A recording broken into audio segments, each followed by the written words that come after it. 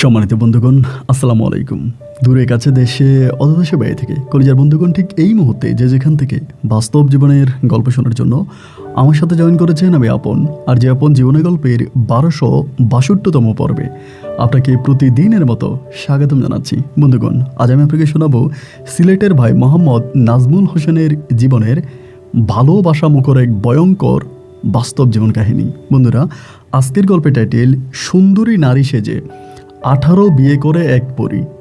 সুন্দরী নারী সেজে 18টা বিয়ে করে এক পরী, কিন্তু কেন? এই গল্পটা ঠিক যতটাই রোমান্টিক ততটাই ভয়ঙ্করজনক। আজকের এই রাতটা অনেক বেশি সুন্দর। আমি চিন্তা করেছিলাম যে আজকে একটা প্রবাসীর গল্প রেকর্ড করব, একটা সৌদি প্রবাসী ভাইয়ের গল্প রেকর্ড করব, কিন্তু বাইরে যাওয়ার পর, বাইরের ওয়েদার দেখার পর, আকাশ দেখার পর, বৃষ্টি দেখার পর, হিমেল বাতাস দেখার পরে আমার মনটা চেঞ্জ হয়ে গেল এবং মনে হলো যে বৃষ্টি ভেজা এই মিষ্টি রজনীতে পরীর এই গল্পটা আপনাদের কাছে খুব ভালো লাগবে, যার জন্য এই গল্পটা রেকর্ড করতে বসলাম। আশা করব শুরু থেকে শেষ পর্যন্ত সিলেটের ভাই নাজমুলের জীবনের বাস্তব গল্পটা, তাজ্জব হওয়ার মতো এই বাস্তব গল্পটা আপনারা প্রত্যেকে আমার মুখে শুনবেন এবং গল্প শেষে নাজমুলকে আপনার মতো করে একটা মন্তব্য কমেন্ট বক্সে লিখবেন। ধন্যবাদ সবাইকে। সম্মানিত বন্ধুগণ, আসসালামু আলাইকুম। আমার নাম মোহাম্মদ নাজমুল হাসান, আমার বাড়ি সিলেট। বন্ধুরা, আমি আমার জীবনের গল্পটা শুরু করার শুরুতে আপনাদেরকে আমার পরিবারের বিষয়ে জানিয়ে রাখি। আমার পরিবারে আমি আছি, আমার মা আছে, রয়েছে আমার বাবা সহ আমার দাদা দাদি। আমাদের পরিবারে আরও সদস্য রয়েছে, আমার বড় 2জন ভাই সহ বড় একটা বোন। আমরা টোটাল 3 ভাই 1 বোন। আমাদের পরিবারটা সিলেট শহরের অদূরে পর্যটক ঘেরে কোনো এক ছোট্ট গ্রামে এক নিম্ন মধ্যবিত্ত পরিবার। আমার বাবা পেশায় কি করতেন এটা বলতে আমার খুব লজ্জা লাগছে। না, আমার বাবা খারাপ কোনো কিছু করছে না। আমার বাবা আমাদের এলাকাতে খুবই নামকরা একজন ধর্মীয় ব্যক্তি ছিলেন। শুধু আমার প্রফেশন, আমার জীবনের কথা চিন্তা করে আমার বাবার অতীত নিয়ে কথা বলতে আমার কষ্ট হচ্ছে। অনেকের কাছে হয়তো শুনতে খারাপ লাগছে, আসলে এটাই বাস্তব। ছোটোবেলা থেকে আমি বাবা মায়ের অনেক আদর আর ভালোবাসার মাঝেই বেড়ে উঠি। শৈশবে আমার পড়াশোনার প্রতি কোন মনোযোগ ছিল না, আমি পড়াশোনা করতাম না। কারণে অকারণে আব্বা আম্মার সাথে ঝগড়া করতাম, ভাইদের সাথে মারামারি করতাম। একরকম আমার পাড়ার দুষ্টু ছেলে হিসাবে আমি আমার পাড়ায় পরিচিত ছিলাম। এমন করতে করতে আস্তে আস্তে করে বড় হচ্ছি। আমাদের এলাকাটা ছিল সিলেটের বর্ডার, ইন্ডিয়ার বর্ডার ঘেঁষা কোনো এক পর্যটক নগরীর কাছাকাছি, যার জন্য আমাদের এলাকাতে প্রচুর পরিমাণের পর্যটক আসতো সারা বাংলাদেশ থেকে। ভ্রমণ প্রিয়াসী মানুষের ভালো লাগার, ভালোবাসার জায়গা ছিল আমাদের এখানে। এবং এখানে আসার পরে অনেক পর্যটকের সাথে, অনেক দর্শনার্থীদের সাথে আমার শৈশবের অনেক ছোটোখাটো ঘটনাও আছে। বিশেষ করে ছোটোবেলা থেকে আমি পর্যটকদের সাথে ঘুরে ঘুরে আমার সময় কাটাতাম। আর যারা এই পর্যটক নগরী এখানে আসতো, এরা সবাই আমাকে অনেক বেশি ভালোবাসতো। আমি দেখতে শুনতে ছোটোবেলা থেকে অনেক বেশি সুদর্শন ছিলাম, একেবারে বিদেশির মতো ছিল আমার চেহারা। আমার মাথার যে চুলগুলো ছিল ওগুলো ছোটোবেলা থেকে কিছুটা সাদা এবং লাল প্রকৃতির ছিল। আমার চোখগুলো ছিল একেবারে বিড়ালের চোখের মতো। নর্মালি কোনো মানুষ দেখলে বিশ্বাস করতো না যে আমি বাঙালি ছেলে, সবাই মনে করতো আমি চায়না এবং ফরেনিয়ার, বিদেশি কোনো একটা ছেলে, এরকমভাবেই মনে করতো। যার জন্য দর্শনার্থীদের সাথে আমার একটা খুব মধুর সম্পর্ক হয়ে যায়। অনেকে আমাকে ডেকে নেয়, তাদের সাথে খাওয়া দাওয়া করাতো এবং অনেকে আমাকে নিয়ে অনেক ধরনের গানও গাইতো। এমন করতে করতে আমি মোটামুটি অনেকটা বড় হয়ে যাই। একটুখানি বড় হবার পরে তখন থেকে আমার মাথায় ইনকামের চিন্তাভাবনা চলে আসে। আমার পরিবারের মানুষরা আমাকে টাকা পয়সা দিত না যে ঠিক তা না, তাদের টাকায় আমি চলতে পারতাম না খুব বেশি একটা। আমার ভিতরে অধিক অর্থ উপার্জন করার জন্য নেশা জেগে বসে। আমি তখন চিন্তা করলাম যে কীভাবে টাকা ইনকাম করা যায়, এবং টাকা ইনকাম করার জন্য আমি এমন একটা পন্থা অবলম্বন করি, এমন একটা রাস্তা অবলম্বন করি যেটা শুনলে আপনারা অবাক হয়ে যাবেন। আমি আমাদের এলাকার ওই সুন্দর জায়গাটাকে একটা মাদক নগরী হিসাবে পরিণত করে ফেলি। দূর দূরান্ত থেকে পর্যটকরা ঘুরতে আসে এবং এদের কাছে আমি বিভিন্ন ধরনের ইন্ডিয়ান মাদক দ্রব্য বিক্রি করি। আমার এক বড় ভাই ছিল, ওনার মাধ্যমে আমি তখন মাদক আনতাম ইন্ডিয়া থেকে। উনি ইন্ডিয়া থেকে আমাকে মাদক এনে আমার কাছে দিত এবং আমি যখন পর্যটকের কাছাকাছি যেতাম, ওনাদের সাথে মিশতাম, কথা বলতাম। এমন করে আমি চোখের দিকে তাকালে বুঝতে পারতাম যে কোন পর্যটক আসলে নেশা করে, কে নেশা করবে এটা আমি দেখলেই বুঝতে পারতাম। আর চেহারার দিকে তাকিয়েই তখন অফার করতাম যে স্যার এইটা আছে, লাগবে। তো এই যা লাগবে সে বলতো হ্যাঁ লাগবে, এনে দাও, তো এনে দিতাম এবং এনে দিলে আমাকে ওইটা টাকা দিত এবং বকশিস দেওয়া হতো। এরকম করে আমি মোটামুটি প্রায় অনেক টাকা ইনকাম করে ফেলি। টাকা ইনকাম করতে করতে ওই কিশোর বয়সে আমার মাথায় তখন নেশার ভূত চেপে বসে। আমি শুধু বিক্রিই করতাম না, আমি তখন নিজেও একজন মারাত্মক লেভেলের নেশাখোর হয়ে পড়ি।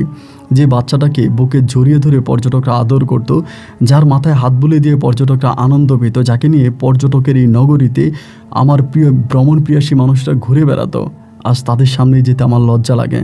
সারাক্ষণ চোখ দুটো লাল হয়ে থাকে, মুখ থেকে গন্ধ বের হয়, শুধু নেশা নেশা নেশা করতে করতে আমি নেশার রাজ্যে ডুবে যাই। নেশায় বিক্রি করি এবং এরকম করতে করতে তখন আমার খরচের হারটা আরও বেড়ে যায়। বিভিন্ন জায়গা থেকে আমি প্রচুর পরিমাণের আপনার মানে টাকা পয়সার অনেক অভাবে পড়ে যাই। এই করতে করতে ঢাকা থেকে ঘুরতে আসা একটা মেয়ের সাথে আমার সম্পর্ক হয় এবং ওই মেয়েটার সাথে সম্পর্কটা হওয়ার আমি একটুখানি ছোট করে বলি। এবং সম্পর্ক হওয়ার পর আমি এমন একটা নোংরা কাজ করি, আমার নিরাপত্তার কথা চিন্তা করে ডিটেলসে না বলি, শুধু এইটুকুই বলিয়ে আমি ওই মেয়েটাকে ইন্ডিয়াতে পাচার করে দেই। মানে ইন্ডিয়াতে আমার বড় ভাইয়ের কাছে বিক্রি করে দেয় এবং বিক্রি করার পরে আমার বড় ভাই মেয়েটাকে ইন্ডিয়ায় নিয়ে খারাপ কাজ করায়। ওই একটা মেয়েকে বিক্রি করার পরে আমার ভিতরে তখন মনে হলো, আমি যদি 1 মাস 2 মাস 1 বছর মাদক ব্যবসা করে যে টাকা ইনকাম করি, ঠিক একটা মেয়ে যদি আমি বর্ডার থেকে পার করে ইন্ডিয়ায় দিতে পারি, তাহলে আমার তার চেয়েও বেশি টাকা ইনকাম হচ্ছে, আমি তার চেয়ে অনেক বেশি টাকা ইনকাম করতে পারি। তাহলে আমি কেন নেশার পিছনে ছুটব? আমি কেন মাদকের পিছনে ছুটব? আমি মাদক আর নেশার পিছনে না ছুটে আমি যদি নারীর পিছনে ছুটতে থাকি, তাহলে আমি আরও বেশি টাকা ইনকাম করতে পারবো। এই বলেই না তখন আমার ভিতরে নেশা চেপে বসে, মেয়েদের নেশা।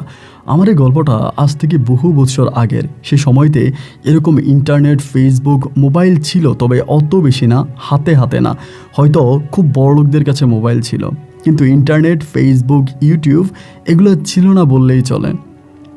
সে সময়টাতে আমি তখন ঘুরে ঘুরে মেয়ে টার্গেট করতাম। আমাদের সিলেট এবং সিলেটের বাইরে কোথায় সুন্দরী মেয়ে পাওয়া যায় এবং কোনো একটা সুন্দরী মেয়ের সাথে আমি একটা প্রেমের সম্পর্ক তৈরি করতাম এবং প্রেমের সম্পর্ক তৈরি করে মেয়েটারে বলতাম, চলো পালায়া যাব, তোমার পরিবার আমাদের সম্পর্ক মেনে নেবে না, চলো পালায়া যাব। তখনই বর্ডারের পাশে একটা ছোট্ট ঘর আমার রাখা ছিল, যেটা আমি নিজেই বানিয়েছিলাম।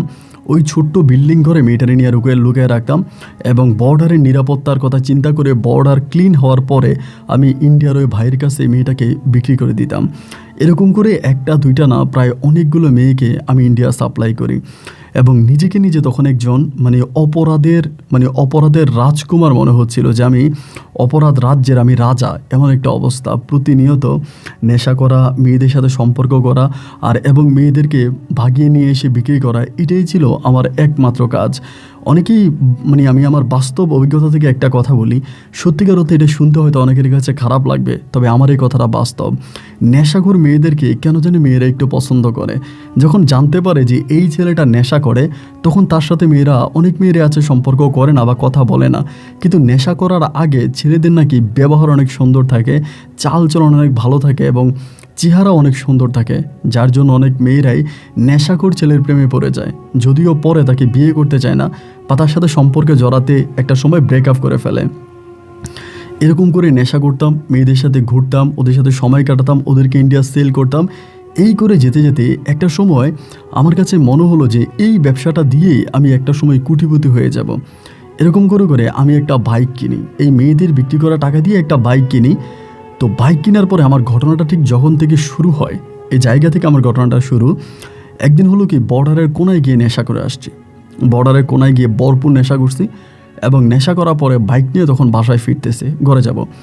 এবং ঘরে যাওয়ার ওই মুহূর্তে আমাদের এলাকাটার থেকে আমাদের গ্রামে যেতে হলে অনেকগুলো কটেজ, অনেকগুলো আবাসিক হোটেল পেরিয়ে, অনেকগুলো কটেজ পেরিয়ে আমাদের গ্রামে যেতে হয়, যেখানে পর্যটকরা থাকে। এমন একটা কটেজের পাশ দিয়ে আমি যখন যাচ্ছিলাম, ওই মুহূর্তে হঠাৎ করে একটা মেয়ে আমি দেখলাম যে আপনার পাশে আপনার রাস্তার পাশে দাঁড়িয়ে আছে, হাতের মধ্যে একটা ব্যাগ। এবং ওই ব্যাগটা দেখে মনে হলো যে এটা কোনো ট্যুরিস্ট হবে, কোনো ভ্রমণকারী মেয়ে হবে, এখানে দাঁড়িয়ে আছে। এবং যেহেতু এটা একটা কটেজের পাশে, আমি এখান থেকে মেয়েটার সাথে খারাপ কোনো কিছু করতে পারবো না। তো এরপরও মেয়েটা, আমি যখন বাইক নিয়ে যাচ্ছিলাম, আমাকে দেখে সিগন্যাল দিল। রাত তখন আনুমানিক প্রায় 1টা থেকে 1:30টার মতো বাজে। এরকম রাতের বেলায় কটেজের সামনে দাঁড়িয়ে যখন আমাকে সিগন্যাল দিল, আমি তখন বাইকটাকে দাঁড়া করালাম। বাইকটা দাঁড়া করানোর পরে মেয়েটার দিকে তাকিয়ে আছি। আমার জীবনে আমি অনেক মেয়েকে বিক্রি করেছি, অনেক মেয়ের সাথে খারাপ কাজ পর্যন্ত করেছি, কিন্তু আমার চোখে এরকম কোনো সুন্দরী মেয়ে এর আগে আর পড়ে নাই। অপরূপ সুন্দরী চেহারা আর মায়াবী ওই মেয়েটাকে দেখার পরে আমি অদ্ভুতভাবে এই মেয়ের মুখের দিকে তাকিয়ে আছি। আমাকে বলতেছে, এবং মেয়েটার দিকে তাকিয়ে দেখলাম যে মেয়েটা কান্না করতেছে, তার চোখের পানিগুলো টলমল টলমল করতেছে এবং দেখে মনে হচ্ছে তার বুকের ভিতর হিমালয় পরিমাণের কষ্ট জমে আছে। আমি তখন বাইকটা দাঁড় করিয়ে বললাম, আপু কিছু বলবেন? বলে, ভাইয়া আপনার বাসা কোথায়, আমাকে এটা বলেন। পুলিশের মতো প্রশ্ন করার পরে আমি একটু অবাক হয়ে জিজ্ঞেস করলাম যে কেন, আপনি আমার বাসা কিনবেন? যেহেতু নেশাগ্রহ অবস্থায় ছিলাম। পরে বলতেছে, না ভাইয়া বাসা কিনবো না। বললাম, আপনি কি স্টেশনের দিকে যাবেন? আমি বললাম, কেন স্টেশনের দিকে কেন? বলে, আমাকে কি একটু স্টেশনে নামাই দিবেন? আমি বললাম, কি বলেন আপনি, আপনাকে স্টেশনে নামাই দিতে হবে কেন? আপনি কোথায় যাবেন? বলে, আমি ঢাকায় যাব।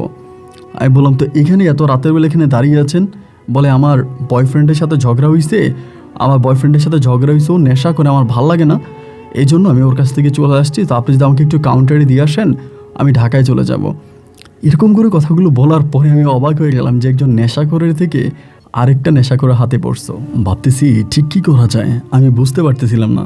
এবং অনেকক্ষণ ধরে মেয়েটার দিকে তাকিয়ে থেকে আমি ভাবলাম যে আরে বাবা, এটাকে তো অনেক বেশি টাকায় বিক্রি করা যাবে, এবং ওর যে চেহারা একেবারে পরীর মতো চেহারা, একে অনেক বেশি টাকা বিক্রি করা যাবে।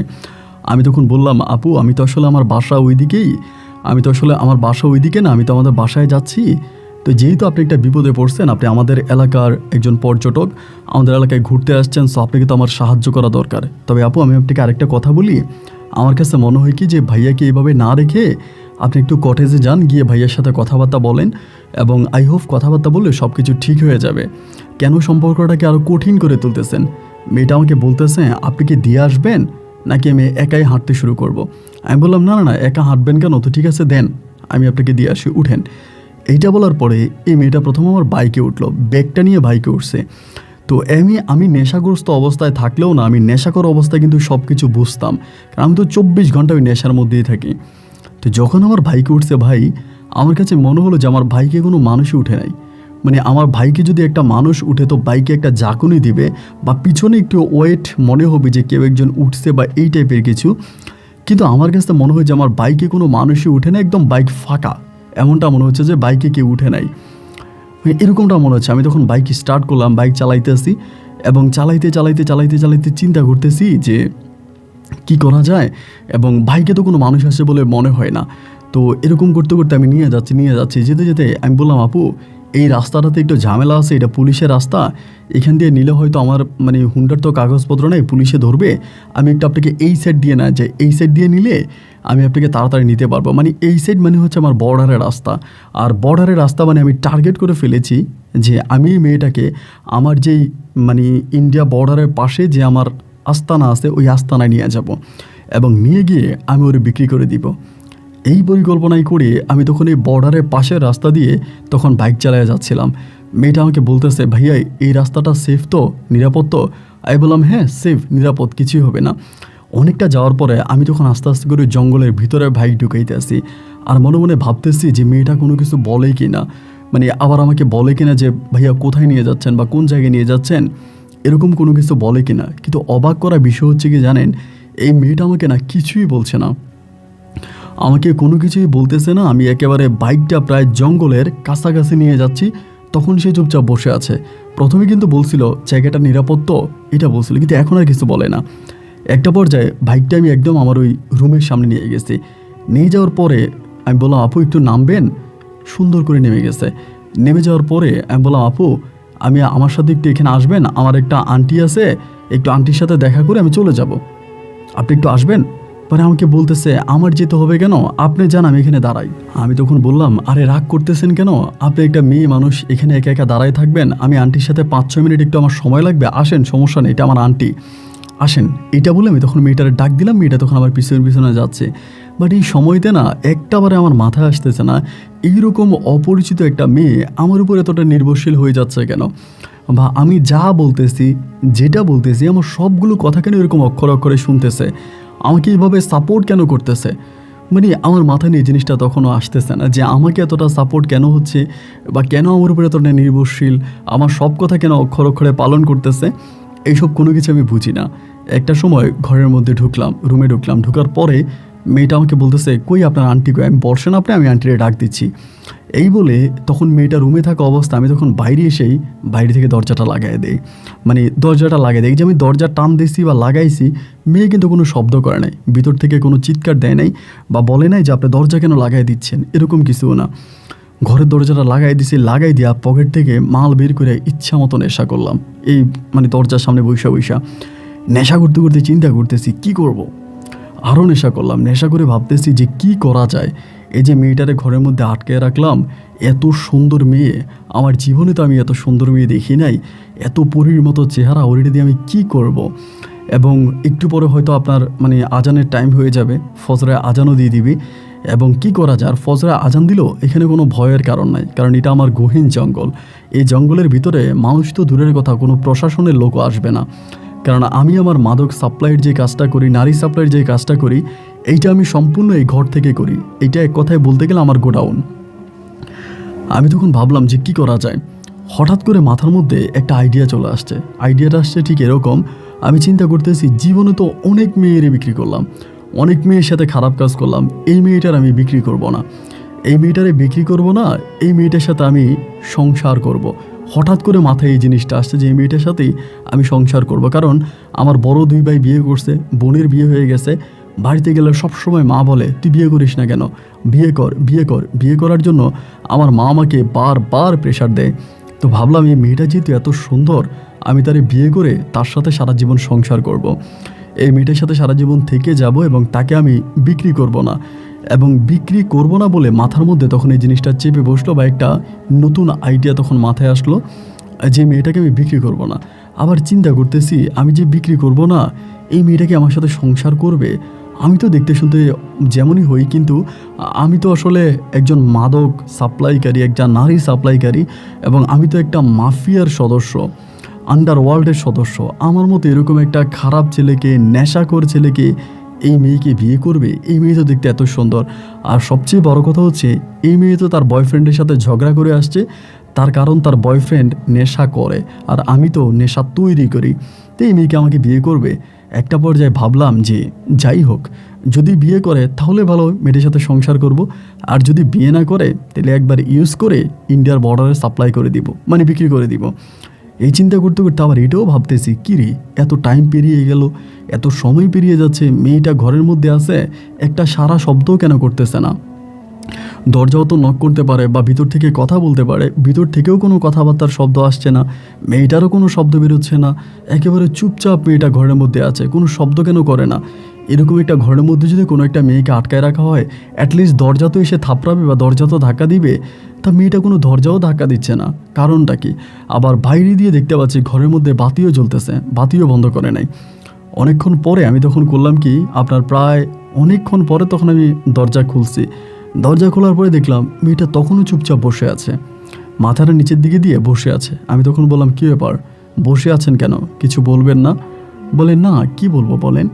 আমি বললাম, এই যে আমি আপনাকে এখানে নিয়ে আসলাম, ঘরের মধ্যে আটকায় দিলাম, দরজা আটকিয়ে দিলাম, কিছু বলবেন না? বলে, কই, আপনারা বললেন যে আপনার আন্টিকে নিয়ে আসবেন, আমি তো আপনার আন্টিকে দেখতে পাচ্ছি না, আপনার আন্টি কোথায়? আমি বললাম, এখানে আমার কোনো আন্টি থাকে না। বলতেছে, মানি, আপনারা বললেন যে এখানে আপনার আন্টি থাকে, আপনার আন্টির কাছে আমাকে নিয়ে আসছেন। আমি বললাম, না, এখানে আমার কোনো আন্টি থাকে না, এখানে শুধুমাত্র আমিই থাকি। আমি তোমাকে একটা প্রস্তাব দিব, তুমি যদি আমার এই প্রস্তাবটা মেনে নাও তাহলে তোমার জন্যও ভালো, আমার জন্যও ভালো। মেয়েটা আমাকে তখন বলে, ও আচ্ছা বুঝছি, আপনি কি চাইতেছেন, আপনি কি আমাকে এই জন্য ধরে আনছেন? আচ্ছা ঠিক আছে, সমস্যা নাই, যদি এটা আপনার করতে ইচ্ছে হয় তাহলে করেন। মানে ওই আমাকে নিজ থেকে সব কিছু মেলে দিচ্ছে। আমি তখন বুঝতে পারি না যে কী ব্যাপার। আমি চাওয়া মাত্রই, মানে আমি যেমনটি চিন্তা করতেছি সে ঠিক তেমন লাইনে হাঁটতেছে।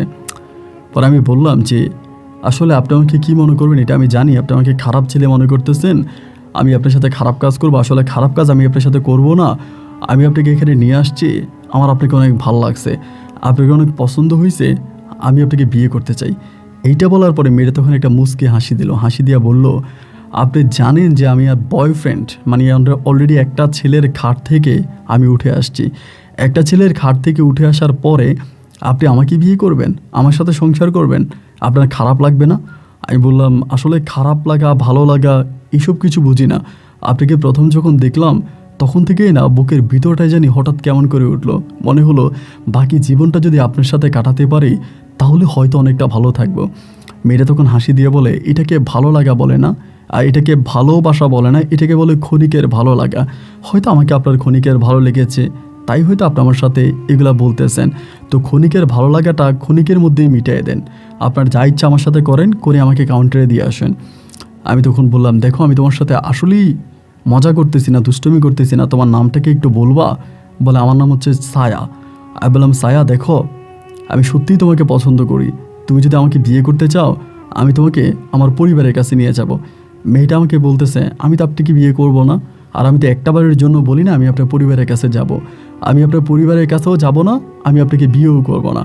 আপনার যা করার করে আপনি আমাকে বড় ইয়াতে দিয়ে আসেন, কাউন্টারে দিয়ে আসেন, আমি ঢাকায় চলে যাব।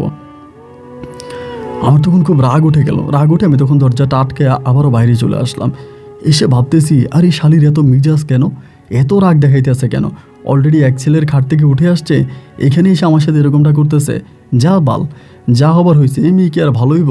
অবৈধ কাম টাম কইরা আরে বিক্রি করে দিব, বর্ডারে নিয়ে বিক্রি করে দিব, আমার কাম সারার পরে বর্ডারে নিয়ে সেল করে দিব, এরপরে যা আছে তা হইব।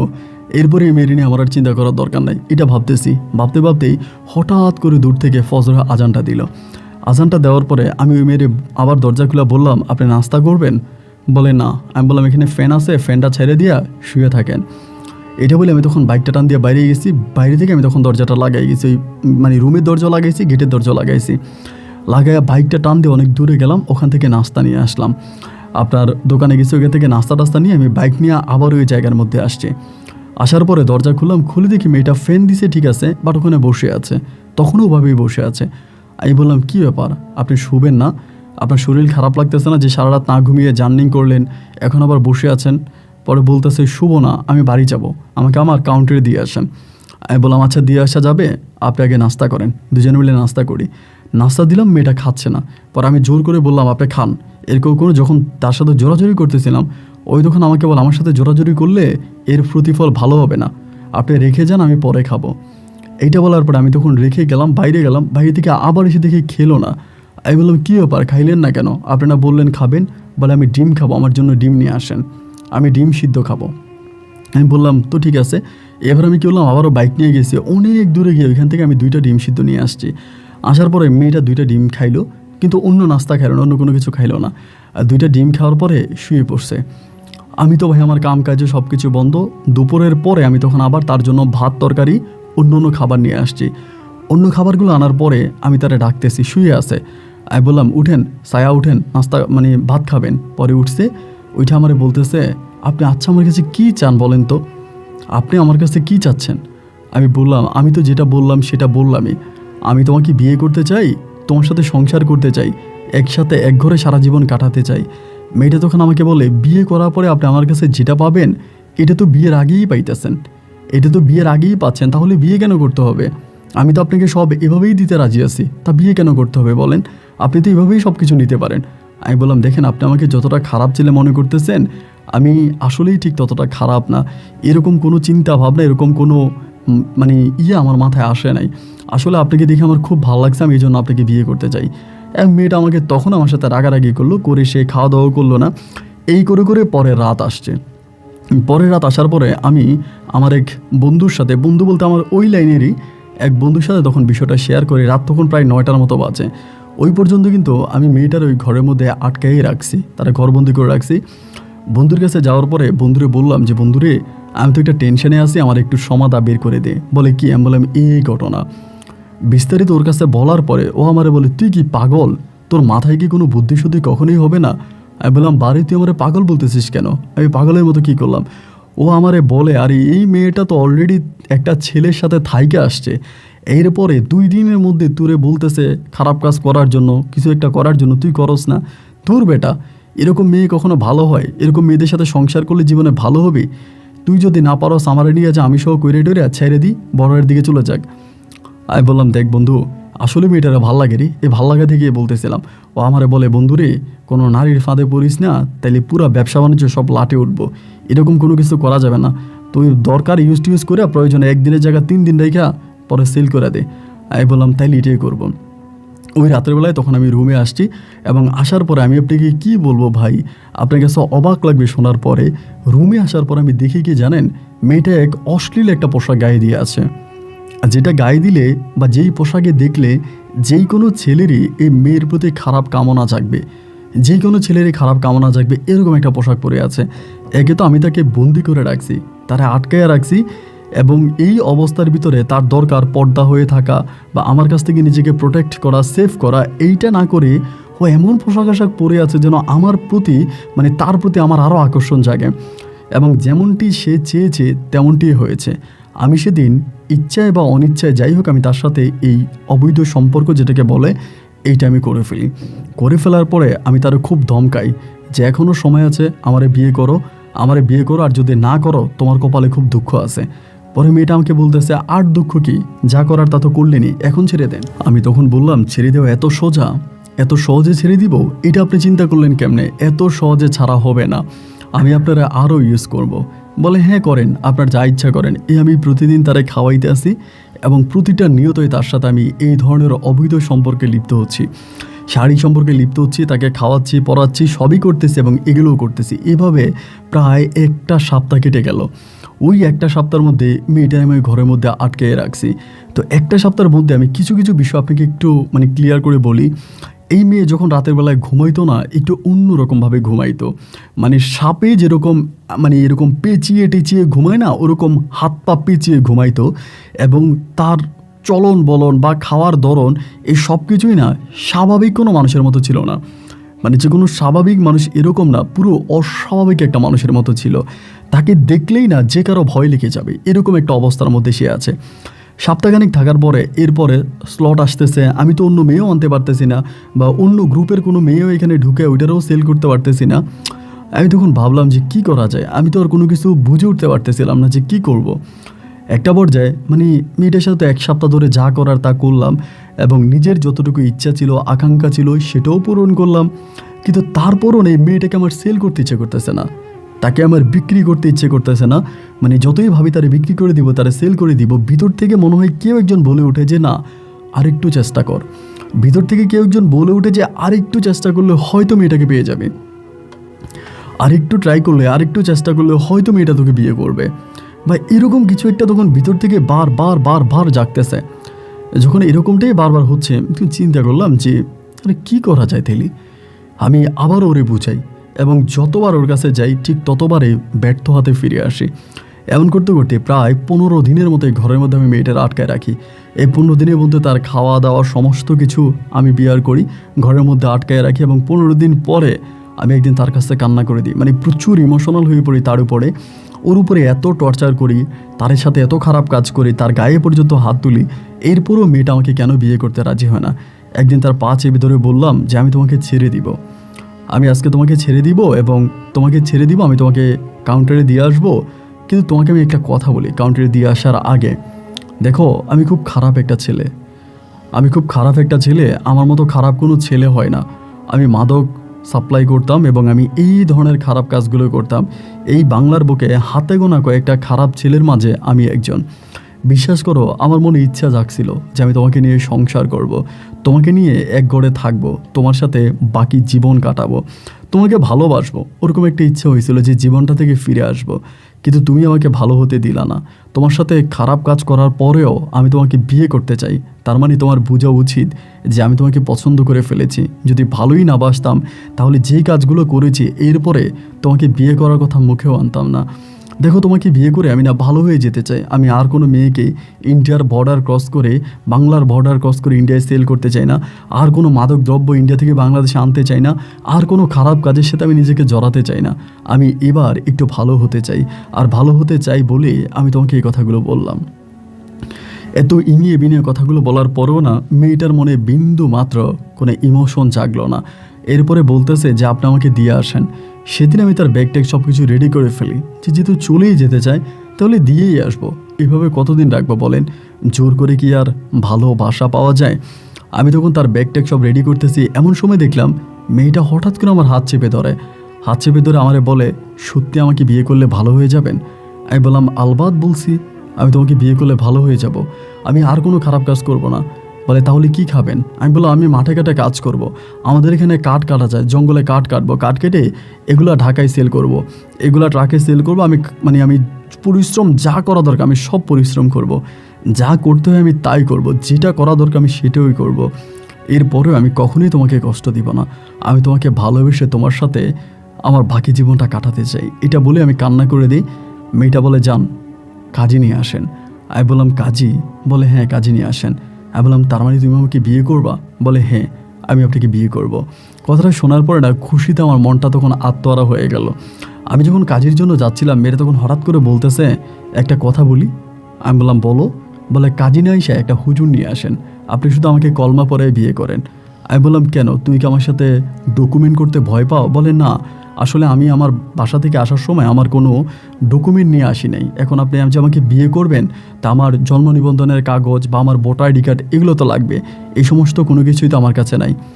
আমি বললাম, আচ্ছা ঠিক আছে। পরে আমি একটা হুজুর নিয়ে আসি, আমাদের ওই বর্ডারের মসজিদের একটা হুজুর, এবং ওনাকে আনার পরে উনি তখন অবাক হয়ে গেল মেয়েটাকে দেখার পরে, এবং দেখার পরে উনি কেমন যেন ওনার চোখগুলো খুব বড় বড় করে ফেললো, এবং মেয়েটা ওনার দিকে তাকানোর পরে ওনার মোডটা হঠাৎ চেঞ্জ হয়ে গেল ওই হুজুরের। আমি আপনাকে ক্লিয়ার করে বলি, হুজুর যখন ঘরে ঢুকলো, মেয়েটাকে দেখার পরে মনে হলো হুজুর কোনো জিন বা ভূত দেখতে পাইছে, হুজুর এরকম একটা ভয় পেয়ে গেছে। এবং মেয়েটা তখন মাথাটা উঠে যখন হুজুরের চোখের দিকে তাকালো, মুহূর্তের মধ্যে হুজুর জানে কেমন পরিবর্তন হয়ে গেল। এবং এই মেয়েটার সাথে হুজুর আমাকে ওখানে কলমা পড়াইয়া দেয়, যেভাবে ধর্মীয় রীতিনীতি অনুযায়ী মেয়েটাকে আমাকে বিয়ে করাই দেয়। এবং বিয়ে করাই দেওয়ার পরে এই মেয়েটাকে আমি তখন আমার ঘরের মধ্যেই রাখি। রাতের বেলায় তার নিয়ে আমি বের হই। রাত যখন একেবারে গুদুলি থাকে, অন্ধকারচ্ছন্ন থাকে, ওই মুহূর্তটাতে আমি তার নিয়ে পাহাড়ের আনাচে কোনাচে বা আপনার জায়গাগুলো তো অনেক সুন্দর, কারণ এটা তো ইন্ডিয়া এবং বাংলাদেশের বর্ডার ঘেঁষে কোনো এক পাহাড়ের চূড়ায় বাঁধা সংসার। তো দেখা যায় আমি তখন পাহাড়ের উপরে উঠি, ওর সাথে বসে বসে রাতের বেলায় আকাশের তারা দেখি, মায়াবী চাঁদটা দেখে ওর মুখের দিকে তাকাই। যতক্ষণই ওর সাথে থাকি, যতটা সময় ওর সাথে থাকি, আমার কাছে মনে হয় যেন পুরো পৃথিবীটাই আমার কাছে স্বর্গীয় রাজ্য হয়ে গেছে। আমার কাছে মনে হয় আমি স্বপ্নপুরী একজন মানুষ। ওর মতো এত সুন্দর একটা মেয়ে যে কিনা অন্ধকার ঘরে বসে থাকলেও না মনে হয় পুরো ঘরটা আলোকিত হয়ে গেছে, যার মুখের কথা শুনলে মনে হয় যেন কবিতার কবিতা আবৃত্তি করতেছে। ওর দিকে তাকালে মনে হয় আমি নিশ্চিত একটা চন্দ্র বা সূর্যের দিকে তাকিয়ে আছি। এত ভালো লাগে, এত ভালোবাসার এই সময়গুলো আমি কোনোভাবেই ভুলতে পারতেছি না। দিন যত সামনের দিকে যাচ্ছে, ওর প্রতি আমার ভালোবাসার মাত্রাটা ঠিক ততটাই বাড়তেছে। এভাবে প্রায় সপ্তাহখানিক কেটে যাওয়ার পরে আবার এখানে আরেকটা বিষয় আমি আপনাকে বলে রাখি, ও না একটু ভয় পাইতো, যে ধরেন যে কোনো মানুষের সামনে যে কোনো সময় যেতে চাইতো না, বা মানুষের কাছ থেকে একটু নিজেকে আড়াল করে রাখতো। ধরেন কোনো একজনের সামনে ওকে নিয়ে গেছি, ওই দেখলে না কেমন ভয় পেয়ে যাইতো, মানে অন্যদিকে চেয়ে ফেলতো বা কারোর সামনে পড়তে চাইতো না। এরকমভাবে প্রায় 2 মাসের মতো আমি ওর ওই ঘরের মধ্যে আটকায় রাখি, এবং 2 মাস ওর সাথে আমি একরকম সংসার করি। 2 মাস পরে আমি একদিন আমার মাকে বিষয়টা জানাই, আমার মাকে বলি, এবং বলার পরে আমার মা একদিন আমার সাথে আসে। তো এটা কিন্তু আমি ছায়ার অনুমতি ছাড়া এই কাজটা করি, মানে ওকে আমি বলি না যে আমি আমার মাকে নিয়ে আসবো বা আমার মা তোমাকে দেখতে চাইছে। মাকে হঠাৎ করে একদিন নিয়ে আসি এখানে, এবং ওই সময়টাতে কিন্তু ভাই আমি কোনো খারাপ কাজ করি না। আমার কাছে যে জমানো টাকাগুলো আছে, ওই জমানো টাকাগুলো দিয়ে খাচ্ছি, ওগুলো দিয়ে চলাফেরা করতেছি, ওগুলোর উপরেই পুরো ডিপেন্ডেন্ট। আমি কিন্তু আদার্স কোনো কাজ করি না, মানে অন্য যে কোনো একটা কাজ করা বা টাকা জমানো বা অন্য কিছু করা, এরকম কোনো কিছু কিন্তু আমি করতেছি না। আমি সম্পূর্ণ ওইটার উপরে আমি নির্ভর হয়ে পড়ে আছি। তো দেখা যাচ্ছে এরকম করতে করতে ও তখন একদিন আমি মাকে নিয়ে আসছি, এবং মাকে আনার পরে মারে যখন আমি ওরে দেখাইলাম, মা দেখে আমারে বলতেছে, এটা কি মানুষ না কোনো পরী না কোনো জিন? আমি বললাম, কি তুমি মানে উল্টাপাল্টা কথা বলো, পরী না জিন? পরী বা জিন হতে যাবে কেন? এই মেয়েটাকে আমার অনেক ভালো লাগছে, আমি ওর বিয়ে করছি, ওর বাড়ি ঢাকা। আমার মা আমাকে পাশের রুমে এসে ডাক দিয়া বলে, আসলে কি মেয়ের বাড়ি ঢাকা? আমি বললাম, হ্যাঁ। মেয়ে তো বললো মেয়ের বাড়ি ঢাকা। মা আমাকে বলে, মেয়েটাকে দেখে আমার কাছে কোনো মেয়ে মনে হচ্ছে না, অন্য কিছু মনে হচ্ছে। আমি বললাম, মা ও তো ঢাকাইয়া মেয়ে, এই জন্য এতটা সুন্দর, এতটা ফর্সা, তুমি এরকম কোনো কিছু মনে করো না, ও আসলেই অনেক ভালো। আমার মা তখন বলল, আচ্ছা ঠিক আছে, যদি এরকমই হয় তাহলে ঠিক আছে। এই কথা বলে মা তখন আমাকে গ্রিন সিগন্যাল দিল, এবং দেওয়ার পরে আমি তার 3 দিন পরে তার নিয়ে তখন আমি আমার বাড়িতে গেলাম। এবং বাড়িতে যাওয়ার পরে সবাই আমার উপরে খুব রাগান্বিত ছিল। আমার মা মানে আমার মা তো ঠান্ডাই ছিল, বাবা সহ ভাইয়েরা যারা ছিল সবাই মোটামুটি খুব গরম ছিল যে আমি হুটহাট করে বিয়ে করে মেয়ে নিয়ে আসছি। কিন্তু আমার বউয়ের দিকে যে একবার তাকাইছে, মানে আমার বউকে যে একবার দেখছে সেই চুপ হয়ে গেছে। মানে সে আর কোনো কথা বলে না যে এত সুন্দর মেয়ে, এরপরে তো আর কিছু থাকতে পারে না। মানে মাও রাজি, ভাইয়েরাও রাজি, আমার বোনও রাজি, বা সবাই তখন রাজি হয়ে গেল। ও তখন আমার ঘরের মধ্যে আসে, ঘরের মধ্যে থাকতেছে। কিন্তু এখানে একটা বিষয় বলে রাখি যে ও না বাসায় কোনো কাজ করতো না। ঘরের মধ্যে যে আনুষঙ্গিক কাজগুলো হয়, মানে ঘরের বাইরে যেত না, সবসময় ঘরের মধ্যে থাকতো। তো আমার মা বলতো ওরে বাইরে আসে না, একটু সূর্যের আলোতে যায় না, চাঁদের আলোতে যায় না, সবসময় ঘরের মধ্যে বসে থাকে। এবং এভাবে বসে থাকলে কি মানুষ ভালো থাকে? মা আমাকে বারবার বলতেছে। আমি বলি যে মা, আসলে ঢাকায় বসবাস করা মেয়ে তো, তাই ধুলোবালির মধ্যে খুব একটা যেতে চায় না। আমাদের গ্রাম তো, হয়তো আমাদের গ্রামের সাথেও অ্যাডজাস্ট হতে পারতেছে না, গ্রামের পরিবেশের সাথে অ্যাডজাস্ট হতে পারে না, এই জন্য মনে হয় ও খুব বেশি একটা বাইরে যায় না। আমার মা বলেন না, এরপরও এইভাবে ঘরের মধ্যে বসে থাকাটা খারাপ দেখায়, ওরে একটু মাঝে মাঝে বাইরে আন। এরকম করে করে মাঝে মাঝে বাইরে আনতাম, মানে বাইরে বাইরে আনতে চাইতাম কিন্তু আসতে চাইতো না। এইভাবে প্রায় 4 মাসের মতো ওর সাথে আমার সংসার হয়। ইতিমধ্যে আমার মা, আমার পরিবার বা আমি ওকে কিন্তু বারবার জিজ্ঞেস করতাম যে ঢাকায় তুমি কোন পরিবারের মেয়ে, বা ঢাকায় তোমার বাবার বাড়ি কোথায়, তোমার বাবা মায়ের অ্যাড্রেস দাও। ও আমাকে সবসময় বলতো যে না, আমি চাই না যে আমার বাবা মায়ের সাথে আমার আর কখনো দেখা হোক, তাদের সাথে আমার কথা হোক, আমি কখনোই তাদের সামনে যেতে চাই না। আমি তোমাকে ভালোবেসেছি, তোমাকে বিয়ে করছি, এবং তোমার সাথেই জীবনের বাকি সময়টা কাটাতে চাই। আমি আমার বাপ মায়ের কাছে যেতে চাই না। এইভাবে প্রায় 4 দিনের মতো, মানে আপনার 4 মাসের মতো কেটে যায়। এবং 4-5 মাস অতিবাহিত হয়ে যাওয়ার পরেও ওর গর্ভে না কোনো সন্তানাদি হয় না।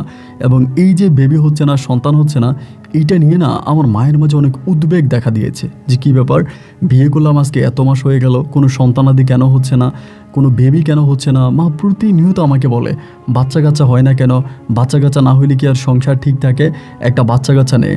তা আমিও বাচ্চা কাচ্চার জন্য চেষ্টা করি, ও চেষ্টা করে, কিন্তু বেবি যদি আল্লাহ না দেয় তাহলে কী বা করার আছে বলেন। এরকম করে 4 থেকে 5 মাসের মাথায় আমাদের একজন কবিরাজ আছে, আসলে ওনাকে কবিরাজ বলবো না, আমার এক নানা, নাম হচ্ছে দুলা মিয়া, সবাই ওনাকে দুলা মিয়া বলে ডাকে, কিন্তু তিনি হচ্ছে কি একজন কবিরাজ, একজন তান্ত্রিক, বড় মাপের কবিরাজ। একদিন হলো কি, উনি আমাদের মানে পাশের একটা গ্রামে আসছে কোনো একটা রুগী দেখার জন্য বা কিছু একটা, দেখে দুপুরের দিকে উনি আমাদের ঘরে আসছে। তো ও মানে আমাদের বাড়িতে আসছে, উঠানে আসছে। আসার পরে ওই সময় আপনি খেয়াল করে শুনবেন, ছায়া ছিল আমার ঘরের মধ্যে, রুমের মধ্যে। আমি উঠানের মধ্যে একটু কাজ করতেছি, কি জানি কাজ করতেছিলাম বাঁশ দিয়া। ওই সময়ের মধ্যে উনি তখন ঘরে মানে উঠানে আসছে, আইসা আমার মায়ের ডাক দিছে। দেওয়ার পর আমি দৌড়ে যেয়ে নানার দেখে নানার সালাম দিলাম। দেওয়ার পরে চেয়ারে বসাইলাম, নানা চেয়ারে বসছে। বলে তোর মা কে? মা আছে। মারে ডাক দিছে, মা আসছে। পরে মারে বলতেছে আমার 1 গ্লাস পানি দে। মা তখন আইনি 1 গ্লাস পানি দিল। দেওয়ার পরে উনি বলতেছে কী ব্যাপার, তোর কোনো খোঁজখবর নাই, ভালো আছিস? শুনলাম তোর ছেলের নাকি বিয়ে করাইছিস, তা তোর ছেলের বউ তো আমি দেখলাম না। আমার মা তখন বলতেছে বাবারে, বিয়ে তো করাইছি, কিন্তু করাইও তো এখন মহা বিপদে আছি। ছেলে ঢাকায় কোন পরিবারে বিয়ে করছে, কোন জায়গায় বিয়ে করছে, মেয়ের বাপ মায়ের কোনো ঠিকানা জানি না। মেয়ে তার বাপ মায়ের ঠিকানাও দেয় না, এবং আজকে বিয়ে করছে 5 মাস, 5 মাস ধরে মেয়ের গর্ভে কোনো সন্তানাদিও হয় না। এখন সন্তানাদিও হয় না, মেয়ের কোনো ঠিকানাও জানি না। এখন এরকম মেয়ে নিয়ে ছেলের নিয়ে সংসার করাইতে আসি। তো আমার নানা তখন বললো একটা কাজ কর, দেখি সন্তান হয় না কেন, তোর বৌমারে নিয়ে আয়, সামনে আন দেখি। এবং এই মুহূর্তে মা তখন ঘরে গেল ওকে ডাক দেওয়ার জন্য। ঘরে ডাক দেওয়ার জন্য যাওয়ার পরে মা আমারে ঘর থেকে এসে আমারে বলতেছে যে নাজমুল রে, ছায়া কই? আমি বললাম ঘরের মধ্যেই তো ছিল। মা বলে কই, ঘরে নাই তো। এবার আমিও রুমের মধ্যে গেলাম, যাওয়ার পরে দেখি যে ও রুমে নাই। প্রথমত দেখলাম যে রুমের মধ্যে তার জুতাগুলো পড়ে আছে, যে জুতা সে পায়ে দেয়, ওই কিন্তু কোনো দিনও আপনার ও যে জুতা পরতো এগুলো হিলের মতো করে, মানে আপনার আর্মিরে যেরকম বোর্ড হয় না, এরকম জুতাও সবসময় পরতো। তো কেন এরকম জুতাও পরতো এগুলো আমি বুঝতাম না। সবসময় আর্মিরা যেরকম জুতা পরে এরকম মানে এই টাইপের জুতা পরতো, মানে একদম যেটা হাঁটুর নিচ পর্যন্ত ঢাকা থাকতো, এরকম জুতা। তো এই জুতাগুলো পরে আছে, কিন্তু ও নাই, ও তো জুতা পরা ছাড়া কখনোই ঘরে বাইরে যাবে না। পরে আমার মাথায় তখন ডাউট ঢুকে গেল যে কী ব্যাপার, ও কোথায় গেল, ঘরে নাই কেন? আমি তখন তারা খোঁজার জন্য বের হলাম। আমি একদিকে খুঁজতেছি, মা একদিকে খুঁজতেছে, দুজনে দুই দিকেই খুঁজতেছি, কিন্তু ওরে আর পাওয়া যাচ্ছে না। এবং অনেকক্ষণ খোঁজাখুঁজি করার পরে আমি মারে বলি, মা খবরদার, তুমি তো নানার কাছে যা বইলো না যে আমার বউরে পাওয়া যাচ্ছে না, তাহলে নানা তো খারাপ মনে করবে, এবং তিনি মনে করবে আমার বউ খারাপ বউ, এটা তুমি বইলো না। আমার মা বলে না না না, এটা বলবো না।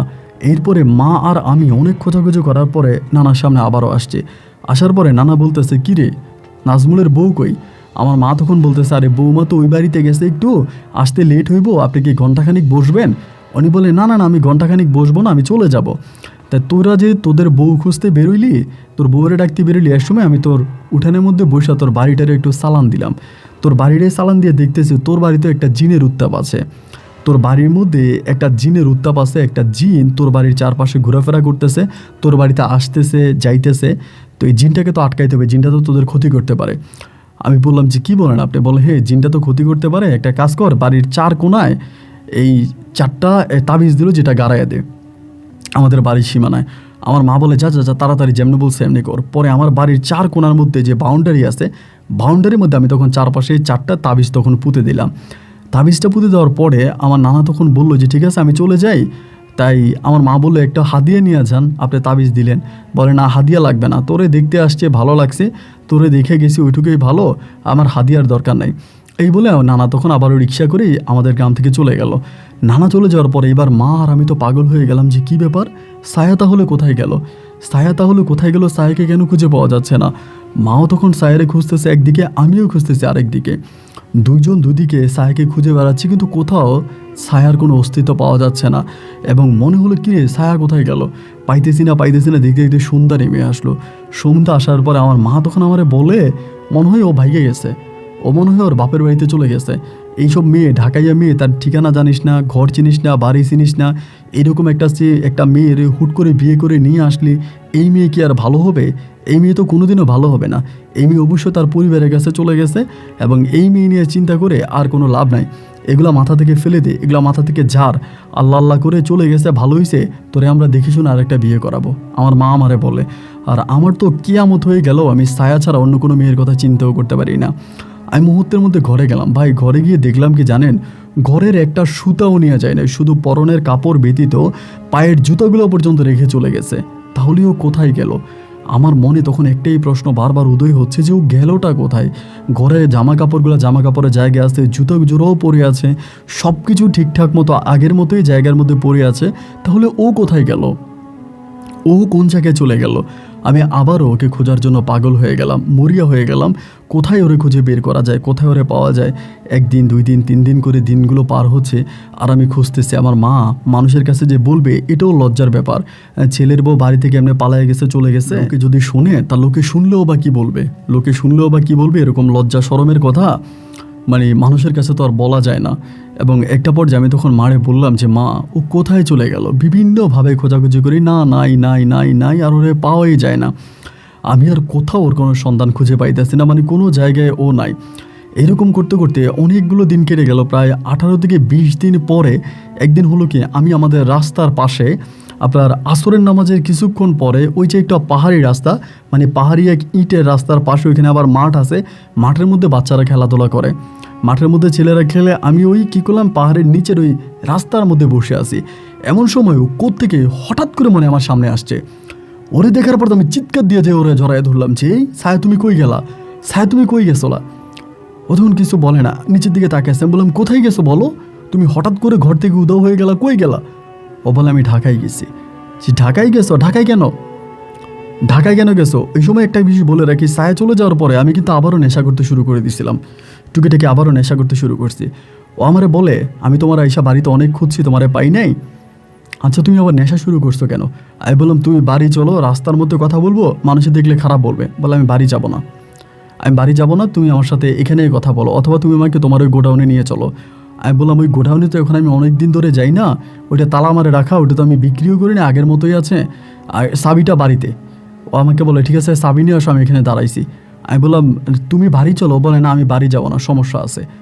আমি বললাম, আচ্ছা ঠিক আছে। আমার পিছন থেকে ডাক দিয়ে বলতেছে, শোনো, আমার সাথে যে তোমার দেখা হয়েছে, তুমি যে আমার সাথে এখানে কথা বলছো, তুমি যে চাবির জন্য যাইতেছো, এটা কিন্তু তোমার আম্মাকে বলবা না, শুধু তোমার আম্মাকে না, তোমার পরিবারে কাউকেই বলবা না। আমি তখন বললাম, কেন? এরা জানলে কি হবে? ও আমাকে বলে, তুমি কি আমার কথা শুনবে না? আমি আবার ঢাকায় চলে যাব। আমি বললাম, না, আমি তোমার কথা শুনবো, তুমি ঢাকায় যাও না, আচ্ছা আমি চাবি আনতেছি। এই বলে দৌড়ে বাড়ি থেকে বাইকটা নিলাম এবং চাবিটা বাইকটা নিয়ে আসছি। দেখলাম ওখানে দাঁড়ায় আছে। ওরে বাইকের মধ্যে আবার উঠে আমি তখন ওইখানে গেছি। যাওয়ার পর ওই ঘরটায় তো অনেক মাস ধরে যাই না, ময়লা টয়লা, দুজনে মিলে এটারে পরিষ্কার করলাম। পরিষ্কার করতে করতে আপনার রাত তখন প্রায় 9টা থেকে 10টার মতো বেজে গেছে। ওখানে কিন্তু কারেন্টও নাই, মানে কারেন্টের লাইনও কেটে দিয়েছি। পরে এভাবে আপনার প্রদীপ টদীপ দিয়ে কোনোরকম কাজ টাজ করছি। পরে আমি বললাম যে ছায়া, তুমি এটা কেন পরিষ্কার করলা, এটা কেন ঠিকঠাক করলা, তুমি বাড়িতে কেন যাবা না? আমাকে বলে আমি বাড়িতে যাব না, আর আমি যে ফিরে আসছি এটাও তোমার আম্মাকে তুমি কখনোই বলবা না। আমি তখন বললাম কারণটা কি, কী কারণে তুমি আমার সাথে এরকম করতেছো? আমার মাকে বললে কি হবে, মানে সমস্যা কি এটা তো তুমি আমাকে জানাবা, আমাকে বলবা কি হয়েছে আমাকে বলো তো। ও আমাকে বলে দেখো নাজমুল, আমি তোমাকে ক্লিয়ার করে একটা কথা বলি, আমি তোমার পরিবারে না থাকতে চাই না। তোমার মা, তোমার বোন, তোমার ভাই, তোমার ভাইয়ের বউয়েরা আমার সাথে কেউ ভালো ব্যবহার করে না। কিন্তু সত্যি কথা বলতে কি জানেন, আমার পরিবারের প্রতিটা মানুষ ওর সাথে অনেক ভালো ব্যবহার করতো। কেউ কখনো খারাপ আচরণ করতো না, খারাপ কোনো ব্যবহার করতো না, সবাই ওর সাথে ভালো ব্যবহার করতো।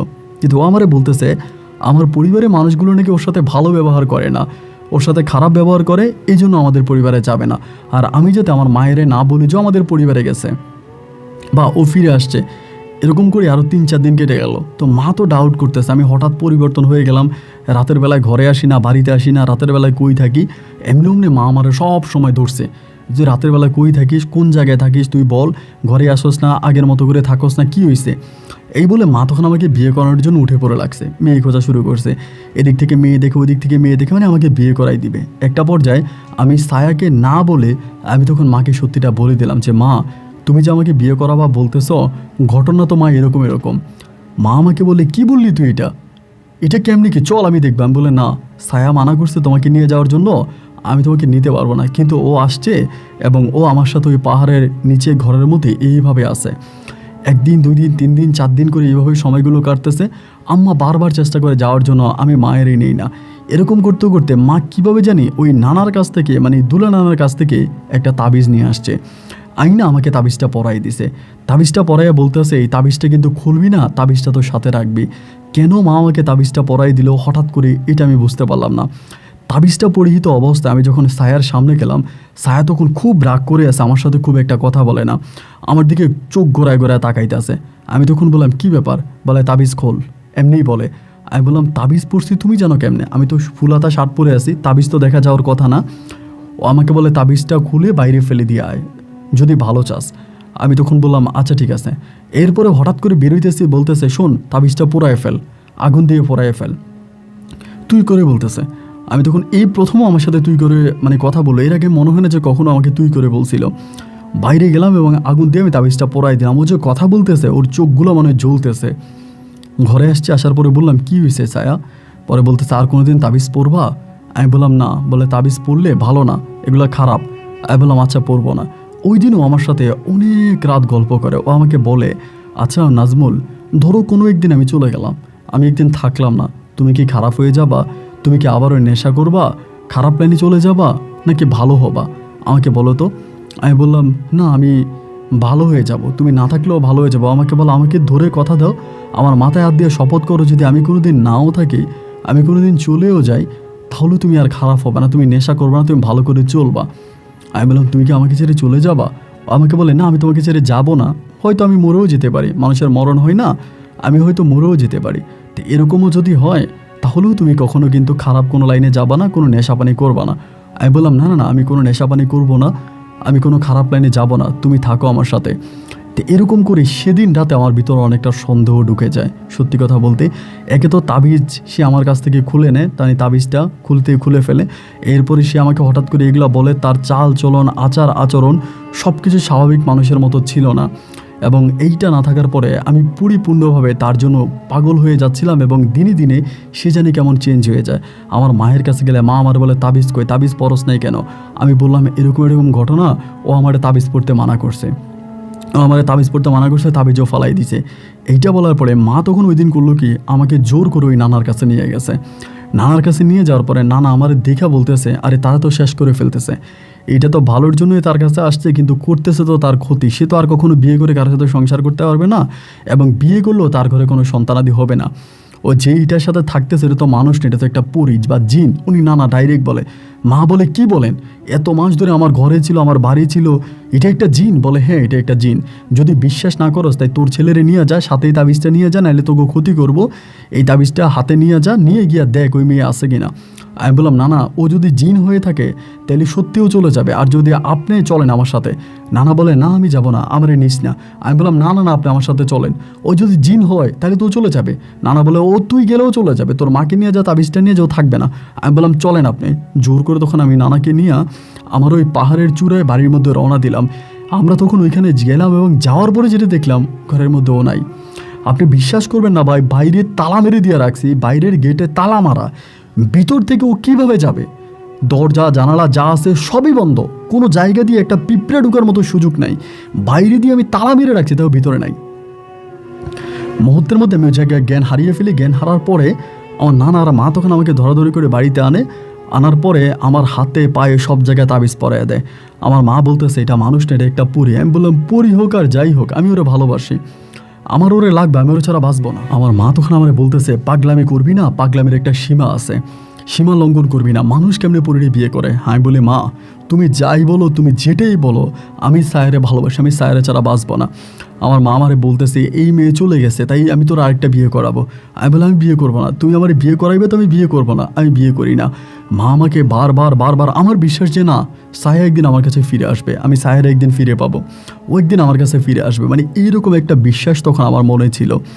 এবং মনে থাকার পরে আমি বারবার শুধু সায়ের পিছনেই ঘুরতাম, ও একদিন হয়তো ফিরে আসবে, এসে ও সরি বলবে, আমার সাথে সংসার করবে। এবং আমি কিন্তু তখন নেশাও করতাম না, যে একটা নেশার জগতে ঢুকে যাই, যে ওরে ওয়াদা করছিলাম, ওর সাথে শপথ করছিলাম, যার জন্য আমি আর নেশা করি না। আমার 2 হাতে তাবিজ, পায়ে তাবিজ, কোমরে তাবিজ, পুরো শরীরটা একটা তাবিজে ঢাকা। আমি বারবার কান্নাকাটি করি, মার কাছে বলি আমি সায়ের ছাড়া ভাল লাগে না, মা বিয়ের কথা বলে আমি বিয়েও করি না। এভাবে প্রায় আপনার 7টা বৎসরের মতো কেটে যায়। এই 7 বৎসর আমার কিভাবে কাটে আমি আল্লাহ ছাড়া কাউরি বুঝাইতে পারবো না। বাইরে ভাই এমন এক যন্ত্রণার মধ্যে আমার দিনগুলো কাটে, আমি খাই না, দাই না, ঘুমাই না, এবং 24টা ঘন্টা মনে হয় যেন আমি পাগল হয়ে যাচ্ছিলাম। এবং এই 7 বৎসর পরে একদিন হঠাৎ করে আমি আবারও সায়ারে দেখলাম আমাদের এখানে একটা ট্যুরিস্ট প্লেসের মধ্যে, ওইখানে আমি একটা কাজে গেছিলাম। ওইখানে যাওয়ার পরে দেখলাম যে সায়া একটা লোকের সাথে বসে আছে। ওইখানে দেখার পর আমি দৌড়ে ওর সামনে গেছি, সামনে যেয়ে বলতেছি সায়া তুমি এখানে বসে আসো, তুই না বসে আসো কেন, এই লোককে? পরে আমাকে বলতেছে আপনি কি? ওর কণ্ঠ কিন্তু পুরো চেঞ্জ, মানে কণ্ঠটা আগের মতো নয়, চেহারাটা আগের মতোই আছে মোটামুটি, বাট কণ্ঠটা পরিবর্তন। আমি বললাম সায়া তুমি কি বলতেছো, তুমি আমাকে চিনো না? পরে বলতেছে কি সায়া সায়া করতেছেন, আপনি কারে সায়া বলতেছেন? আমার নাম তো সায়া না, আমার নাম হাসনা। আমি বললাম কি তোমার নাম হাসনা, তোমার নাম সায়া, এই বলে হাত ধরে টানাটানি করতেছি। কিন্তু একটা কথা আপনি শুনলে অবাক হয়ে যাবেন, এই যে আমি এত মাস ওর সাথে সংসার করছি, আমি কোনো ছবি উঠাই নাই, এবং ছবি ওঠানোর কোনো চিন্তা ভাবনা আমার মাথায় আসে না যে ওর সাথে একটা ছবি উঠাইতে পারি। তখন হয়তো মোবাইলে ক্যামেরা ছিল না, কিন্তু স্টুডিও তো ছিল, আমি কোনো স্টুডিওতে ওর সাথে ছবি উঠাই নাই। ওই লোকে তখন মানে ধস্তাধস্তি করতেছে, ওই সময় যে পর্যটক পুলিশ বা অন্য অন্য লোকজন তখন আসছে, আইসা আমার অনেকেই চিনে, নাজমুল কী হয়েছে? আমি বললাম আরে আমার বউ, আমার বিবাহিত বউ আমার সাথে 1 বছরের মতো সংসার করছে, এখন দেখতেছি এই লোকের সাথে বসে আছে, এইটা কি? পরে সবাই বলতেছে এটা কী ধরনের কথা। আমি তখন আমার এলাকার 2টা পোলারে বলছে তোরা এখানে থাক, আমি মারে নিয়ে আসতেছি। আমি দৌড়িয়ে তখন মারে বাড়িতে গেছি, বাড়িতে গিয়ে আমি তাড়াতাড়ি মারে নিয়ে আসছি। মাও তো ওরে দেখে অবাক, মা বলে এটাই তো আমার ছেলের বউ, এই তো আমার ছেলের বউ, আমার ঘরে ছিল, বাড়িতে ছিল, আমাদের সাথে সংসার করছে। ওই লোকে বলতেছে আপনি পাগল হয়ে গেলেন নাকি, এটা আমার বউ, আপনাদের কী বলতেছেন এটা? আমি আজকে বিয়ে করছি 4 বছর হয়েছে, এটা কি বলেন? আমার মা বলতেছে কি 4 বছর হয়েছে, আপনি পাগল হয়ে গেছেন নাকি, কিসের 4 বছর? এইটা আমার ছেলের বউ। এমনি ধমকাধমকির মধ্যে ওই একটা কটেজ ছিল, ওই কটেজের মধ্যে তখন এই মানে মেয়েটারে হাসনারা আটকায় রাখা হয়। এবং আমাদের এলাকা থেকে আমার আত্মীয় স্বজন যারা হাসনাকে দেখছে, মানে আপনার সায়াকে দেখছে, এরা মোটামুটি সবাই আসে, সবাই এসে বলতেছে হ্যাঁ এটাই তো, এই ছেলের সাথেই তো সংসার করছে, এটাই তো ওর বউ, এটাই তো সবাই বলে, কিন্তু এই লোকে বিশ্বাস করাইতে পারে না।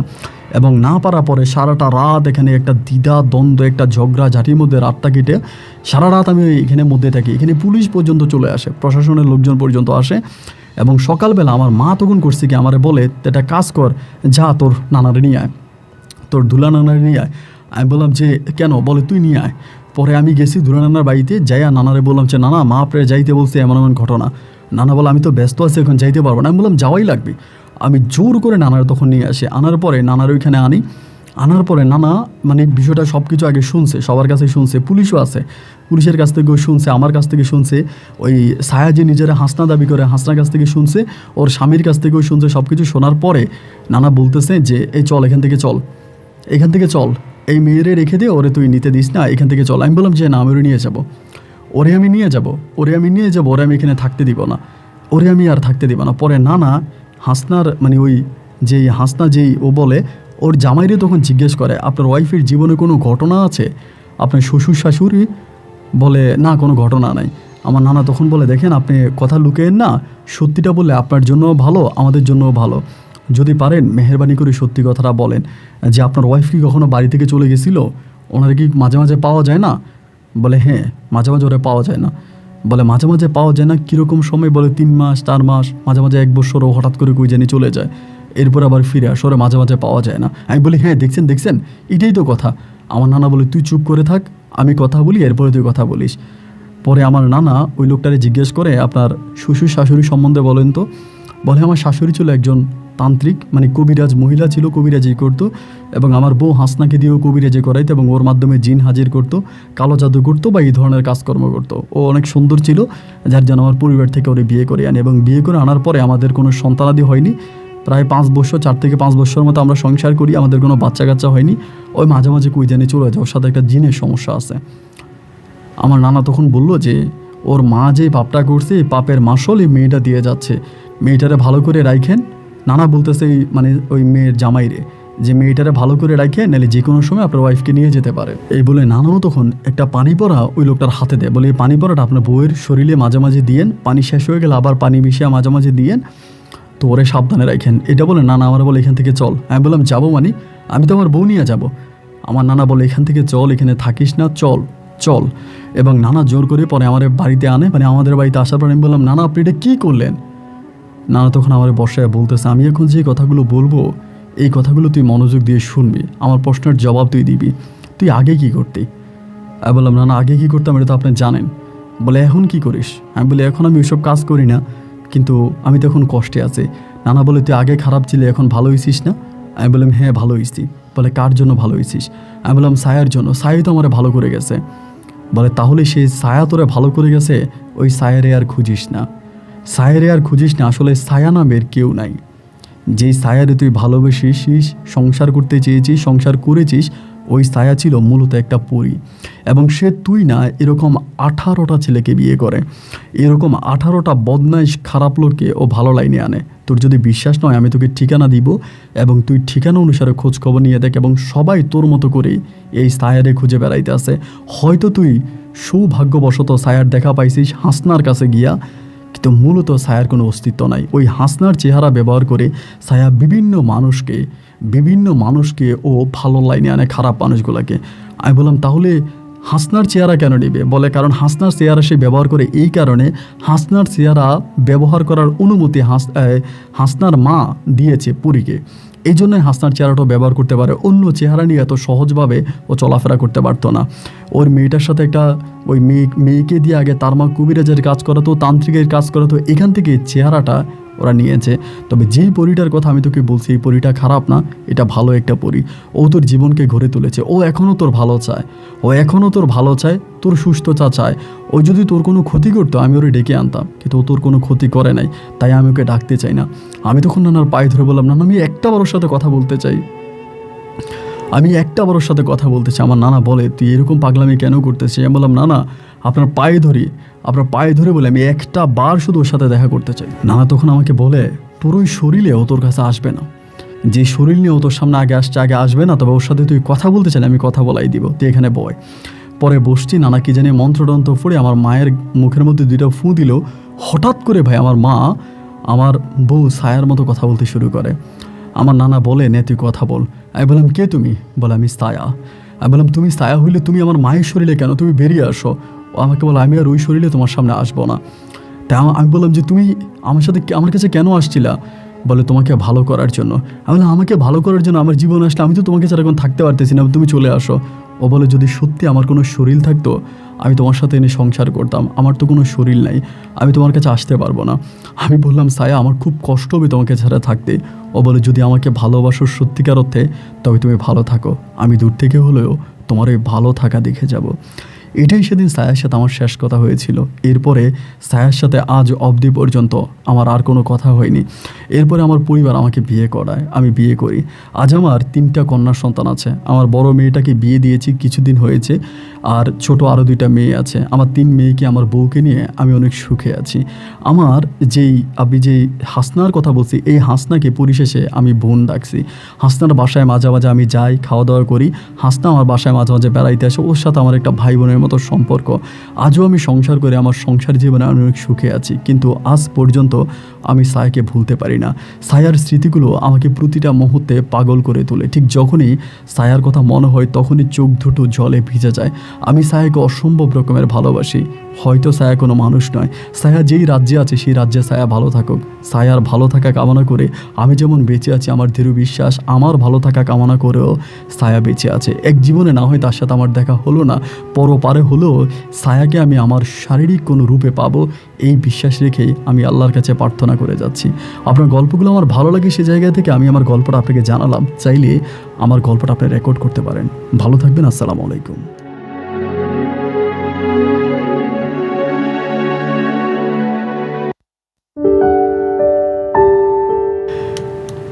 প্রিয় বন্ধুগণ, ভাইরে একেবারে মুষলধারে বৃষ্টি এবং বৃষ্টি মাখা এই মুহূর্তে, বৃষ্টি মাখা এই সময়টাতে গল্পটা রেকর্ড করতে আমার কাছে ভীষণ ভালো লেগেছে এবং এই গল্পটা সত্যি হৃদয় স্পর্শ করে যাওয়ার মতো একটা গল্প আপনার কাছে কেমন লেগেছে সেটা অবশ্যই কমেন্ট বক্সে লিখবেন এবং এই গল্প নিয়ে ব্যক্তিগত মতামত থাকলেও এটা কমেন্ট বক্সে লিখতে ভুলবেন না। এই নিয়ে কোনো প্রশ্ন থাকলে সেটাও করবেন, আমি চেষ্টা করবো উত্তর দেওয়ার জন্য। সবাই ভালো থাকবেন, সুস্থ থাকবেন, এই শুভকামনায় আজকের মতো এখানেই বিদায়। ইনশাআল্লাহ দেখা হবে অন্য দিন অন্য কারো বাস্তব জীবনের গল্প নিয়ে। আল্লাহ হাফেজ অ্যান্ড আসসালামু আলাইকুম।